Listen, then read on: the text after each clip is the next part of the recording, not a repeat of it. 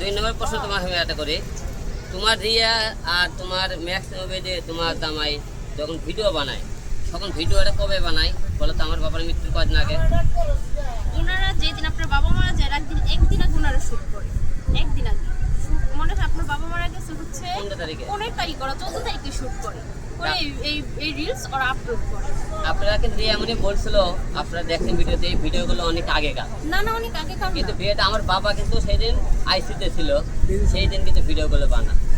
এবং রিয়া মনে করেন যে কতটা খারাপ কাজ করলো দেখেন, তার সংসারটা ভাঙলো, এই মেয়ের সংসারটা ভাঙলো, এবং বউরা আমার বাবা যে মেয়েটা সেবা করলো সেই মেয়ে এখন বলতেছে যে বিয়ে এখন সুইসাইড করবে, না হলে তার সংসারের কাছে ফিরে যাবে। তাহলে একটা মেয়ে আমার তন্ডের জীবনে কতটা সংসার করতে, এইরকম মেয়ে অনেকে বলে, রাত বলে দেখেন এই মেয়েটা আপনাকে সংসারটা কেন নষ্ট করবে, তুই তোরটা নষ্ট করলি, তা আর একটা মেয়ের নষ্ট করলে, এই যে একের পর একটা লোক মানুষের টর্চারিং ফেলাতে, এদেরকে আপনি কী করা উচিত বলেন?